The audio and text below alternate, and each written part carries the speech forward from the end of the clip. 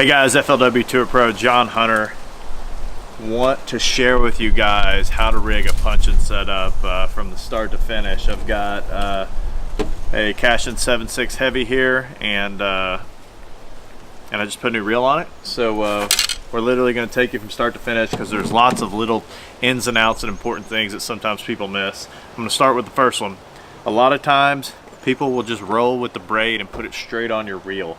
It's a big no-no for any application, but especially flipping, but for anything, don't want to put braid straight on the reel. Take a little bit of mono or fluorocarbon backing, run it down your guides or into your reel, and put a few cranks of that on there before you put your braid on.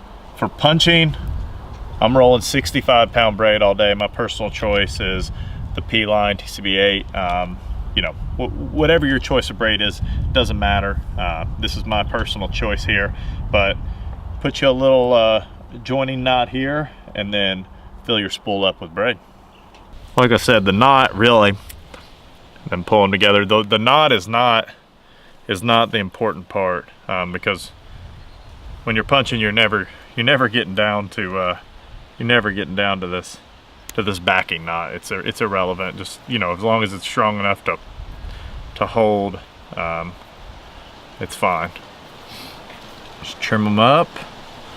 Trim each edge up. You want to trim these really close, and there you go. And then spool your braid up on your reel. And obviously your rod reel is important. This stuff that gets overlooked, and this is my gear that I use all the time when I punch. I use a 6-cents PEG-X stopper. You know, this tournament or go around, I'm using a 1 ounce 6-cents tungsten weight. This is a non-chip. You know, I don't like the weights that chip. Some of those cheaper brands, a lot of the paint will chip and you'll get that silver, and I really do think it can make a difference sometimes. And then I got a 4/0 flipping hook here. So what I do with these PEG-X stoppers, when I'm punching, I'll use 2.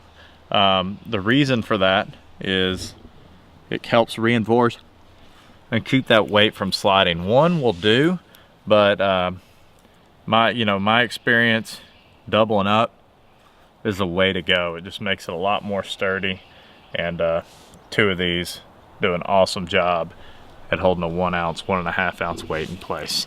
So next up, it's time to put the weight on. These weights got a sweet matte finish to them, not a lot of shine, which I like.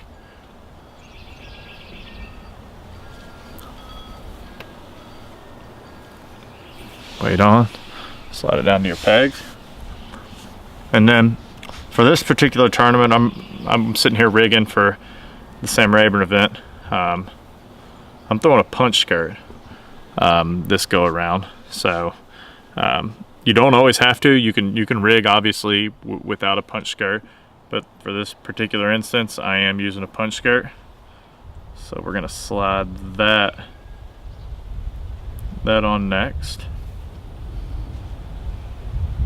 Pull it down the line. All right, so now we've got our peg, our 1 ounce weight, and our punch skirt. This is where we get into the do I snell, do I not snell. Me personally, I have experimented and played with it over and over again, and I'm gonna be doing some other videos on the channel that'll talk about snelling versus not snelling, but I don't snell. I tie just your regular old polymer knot. Some people might tell me I'm crazy, might tell you that I'm crazy, but it's pretty simple. Just plain Jane polymer. You can throw a double polymer in there. I do sometimes. The one important thing that I stress when you are cutting and snipping your polymer, really any braid knot, any of them out there, is to leave some tag in for slippage. I'll leave about that much tag in. One trick you can do, you can take a lighter to that tag in and singe the top. That way it balls up and it can't pull through that knot or slip ever. But yeah, man, that's it.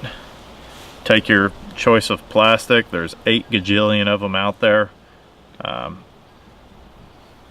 Put it on your flipping hook. Run it down to the bait keeper. Skin hook it in there, so poke the cover. Slide it down, and you're ready to go.